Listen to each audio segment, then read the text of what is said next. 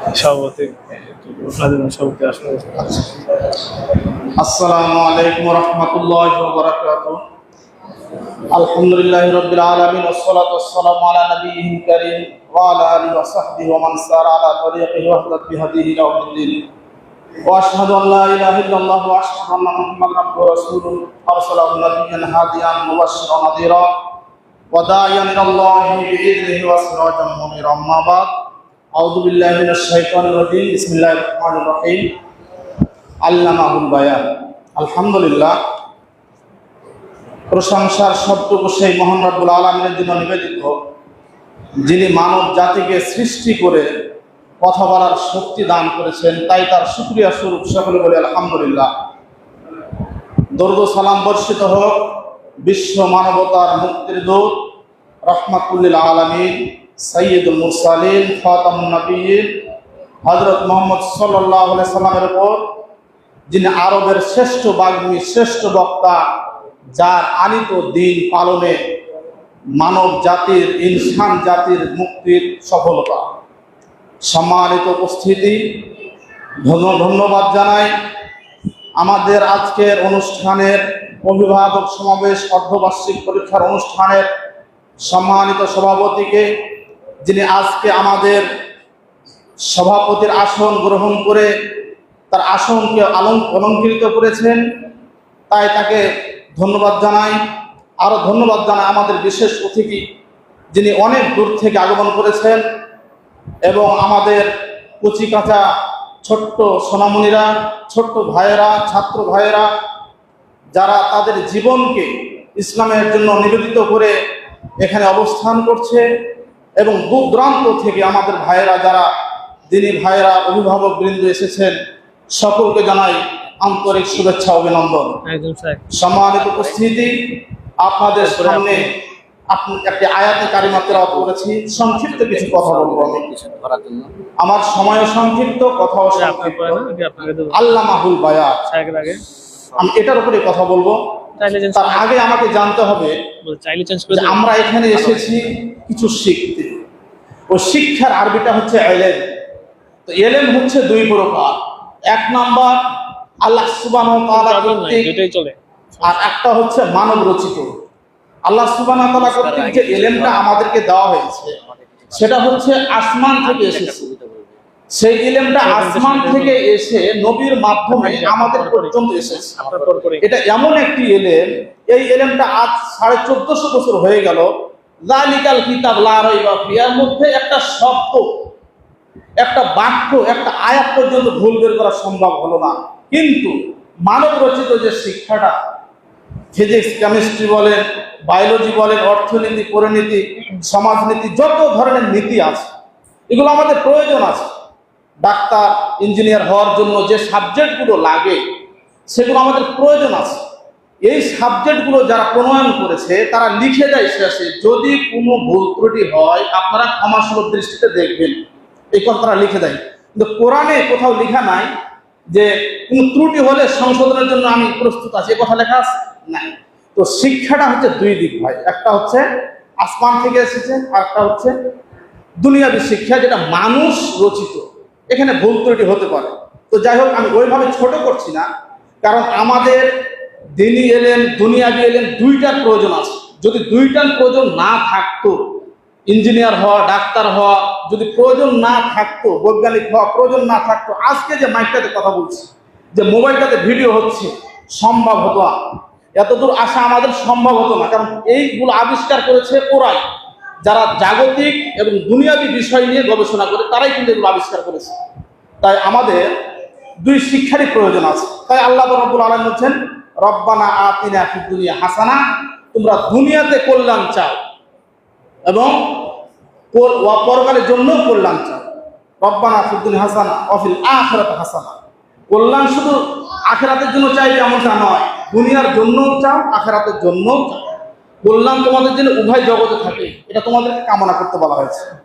তো ভাইয়েরা আমার, আমাদের এই শিক্ষা প্রতিষ্ঠানে দুইটা শিক্ষার মধ্য থেকে অন্যতম একটি শিক্ষা বেশি গুরুত্ব দেওয়া হয়, সেটা হচ্ছে আসমানিক শিক্ষা, যেটা আল্লাহর তরফ থেকে এসেছে, এবং পাশাপাশি আমরা জাগতিক শিক্ষাটাও আমরা এখানে রেখেছি। কেন রাখলাম? কি জন্য আমরা এই শিক্ষাটা দিচ্ছি। তো দেখেন, শিক্ষা দুইভাবে অর্জন করা যায়, একটা পারিবারিক শিক্ষা, একটা আনুষ্ঠানিক শিক্ষা। তো আনুষ্ঠানিক শিক্ষা যেটা আপনি যদি অর্জন করতে চান তাহলে কোনো প্রতিষ্ঠানে যেতে হবে, মাদ্রাসা, মসজিদ, স্কুল, কলেজ, ইউনিভার্সিটি, এখানে যেতে হবে। এটা আনুষ্ঠানিক শিক্ষা, এখানে অর্জন করা যায়। আর আরেকটা হচ্ছে পারিবারিক শিক্ষা, যেটা পরিবার থেকে অর্জন করা যায়।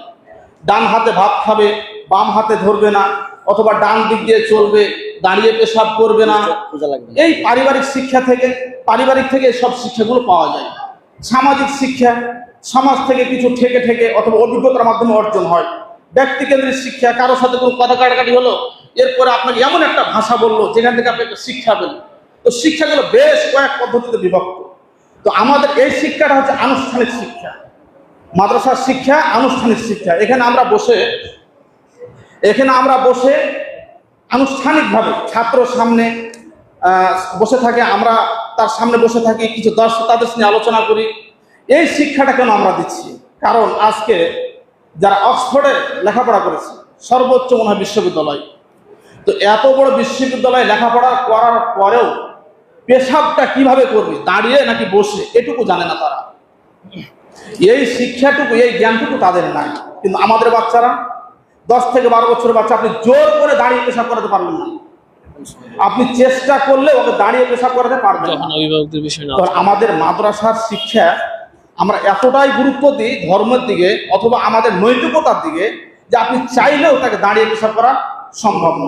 তো আমাদের এই শিক্ষাটাকে অনেকে ভিক্ষাবৃত্তি অথবা খুব ছোট চোখে দেখে, অথচ আল্লাহ রাব্বুল আলামিন, আল্লাহ রাসূল সাল্লাল্লাহু আলাইহি ওয়াসাল্লাম বলেছেন, আদ-দুনিয়া সিজনুল মুমিন ওয়া জান্নাতুল কাফির। দুনিয়াটা তো হচ্ছে মুমিনের জেলখানা। তাদের মতামত যেমন একটা উদাহরণস্বরূপ বলতে পারা যায় যে একটা গাভী, যাকে আপনি গরু আপনি কুরবানি দিলেন, তো কুরবানির গরুটাকে মানুষ ভালোভাবে খাবার দেয়, মোটা তাজা করে। কিন্তু বাড়িতে আরেকটা গরু আছে, সেটা হচ্ছে আপনার পালন করা গাভী বা গরু। তো উনি বারবার যদি চায়, ভাবে যে এর নিয়ে আলো মাত্র 5-6 দিন আগে বাজার থেকে ক্রয় করে, আর নিয়ে আসার পরেই এর ভালো ভালো খাবার দেয়, আর আমি এতদিন ধরে 1 বছর ধরে মালিকের বাড়িতে আছি, আমাকে খাবার দেয় না, এটা কোন ধরনের নীতি? আমার মালিক তো আমার প্রতি অন্যায় করছে। ভাইরা আমার, মালিক অন্যায় করে নাই, মালিক মাত্র কয়েকদিন পরে তাকে জবাই দিবে। আল্লাহ সুবহানাহু ওয়া তাআলা, আমরা আল্লাহর প্রিয় বান্দা, গাভীটা যেমন ওই ব্যক্তির প্রিয়, 1 বছর ধরে আছে, আরো 2-5 বছর পালবে তাকে, তো আল্লাহ রাব্বুল আলামিন আমরা হলাম তাদের প্রিয়, অনেক প্রিয়, যার ফলে আমাদের আর্থিক সমস্যা হয়, আমাদের খাবারে, পোশাকে, সবকিছুতে সমস্যা হয়। কিন্তু ইহুদি, খ্রিস্টান, বৌদ্ধ না, তাদের সমস্যা হয় না, কারণ আল্লাহ পাক বলেন তাদের জন্য দুনিয়ার জান্নাত রাখিয়েছে। আমাদেরকে ফকিরা বিদ্যা বলে, আমার আসলে হুজুরদের পয়সা নেই। পুরো বাংলাদেশে জরিপ করে দেখবেন, আমরা মাদ্রাসার ছাত্র শিক্ষক আমাদের একেবারে পয়সা কম। তো আমাদের পয়সা কম, এটা স্বাভাবিকভাবে আমরা নিচ্ছি, কারণ আমাদের পয়সা কম হবে, এটা হাদিসও বলছে। আর যারা কাফের মুশরিক, তাদের পয়সা বেশি হবে, তারা দুনিয়াতে আরাম আয়েশ করবে, কুরবানি গরুর মতো। আল্লাহ পাক রব্বুল আলামিন তাদেরকে অনেক কিছু দিয়ে মোটা তাজা করবেন, তাদেরকে তো জাহান্নামে দিবে, সরাসরি জাহান্নামে দিবে, যার কারণে তাদেরকে ওইভাবে পালতেছে। ভাইরা আমার, আল্লাহ পাক রব্বুল আলামিন শুধু এটা না, আমরা যারা ইলম অর্জন করতে আসি, আমরা দিনের পথে চলি, এ মর্মে রাসূল সাল্লাল্লাহু আলাইহি ওয়াসাল্লাম বলছেন, আপনার আওয়াল হিতান ফি জাওফিল মা, পানির মধ্যে যে সমস্ত প্রাণী আছে আমাদের জন্য ইস্তেগফার করে। ওয়াল মালাইকাতু লা তাজলিহা আযরাতান লিতালিবিল ইলম, এমনকি ফেরেশতারা তালবে ইলমদের পায়ের নিচে পর বিছিয়ে দেয়। ওয়াইনাল আলিমা লা ইস্তাগফিরু মান ফিস সামাওয়াতি ওয়া মান ফিল আরদ, আকাশে যে সমস্ত ফেরেশতা অথবা যে সমস্ত ফেরেশতারা আছে অথবা জমিনে যে সমস্ত প্রাণী আছে, সবাই ইস্তেগফার করে। মানে একজন ব্যক্তি যখন ইলমের পথে চলে, ইলম অর্জন করার জন্য সামনে অগ্রসর হয়, আকাশ এবং জমিনে যত প্রাণী আছে সবাই তার জন্য ইস্তেগফার করতে থাকে। এমনকি পানির মধ্যে যে মাছ, যত প্রাণী পানির মধ্যে আছে তারাও ইস্তেগফার করতে থাকে। এমন একটা গুরুত্বপূর্ণ বিষয়, আপনি বুঝেন, এরকম শিক্ষা, এরকম সম্মান পৃথিবীতে আর কাউকে দেওয়া হয় না। এমনকি এমন একটা শিক্ষা যে আদম, আমাদের পিতা ছিলেন আদম, ফেরেশতাদেরকেও সিজদা দেওয়া হয়েছে, সিলেক্ট করা হয়েছে। ও আল্লামা আদম আল আসমা কুল্লাহা, সবকিছু শিখিয়ে দিলেন তাকে। এরপর ফেরেশতাদের বললেন, বলো তোমরা, ওরা পারে না। আরাদা পেশ করলেন আদম আলাইহিস সালামকে, তিনি তখন কি করলেন? পেশ করার পরে তিনি সব বলতে পারলেন। তো সব যখন বলতে পারলেন, তখন ইয়ারফাউল্লাযিনা আমানু মিনকুম, আল্লাহ পাক রব্বুল আলামিন তোমাদের মধ্যে তাদের মর্যাদা উঁচু করেন যারা ইলম অর্জন করে, যারা জ্ঞান অর্জন করে। ভাইরা আমার, তো এলেম জ্ঞান এটা মানুষের মর্যাদা বৃদ্ধি করে। আমরা এই পথে আছি, আমরা টাকা পয়সার পথে নাই। হ্যাঁ, জাগতিক চলতে যে সমস্ত পয়সা করে প্রয়োজন সেটুকু আমাদের প্রয়োজন লাগবে, কিন্তু আমরা ওইরকম ভাবে দুনিয়া কামাই করব এবং এই দুনিয়া কামাই করে আমাদেরকে এস্টাবলিশড হয়ে কিছু একটা করতে হবে, এই চিন্তা আমাদের মাথায় নাই। স্বাভাবিকভাবে যতটুকু চলার প্রয়োজন সেটুকু আমাদের থাকলে যথেষ্ট, এরকম মন মানসিকতা নিয়ে আমাদের মাদ্রাসা এবং দিনী শিক্ষা ব্যবস্থা আসতে হবে, এগুলো অর্জন করতে হবে। আল্লাহ পাক রব্বুল আলামিন আমাদের সকলকে যেন এই শিক্ষা ব্যবস্থা অর্জন করে, যেটা ফরজ ইবাদত, বিশেষ করে ফরজ যতটুকু শিক্ষা অর্জন না করলে আপনি ফরজ আদায় হবে না, সেটুকু শিক্ষা অর্জন করার তৌফিক দান করে আমরা সকল বলে আমিন। ওয়া আখিরু দাওয়ানা আলহামদুলিল্লাহি রাব্বিল আলামিন। আসসালামু আলাইকুম ওয়া রাহমাতুল্লাহি ওয়া বারাকাতুহু।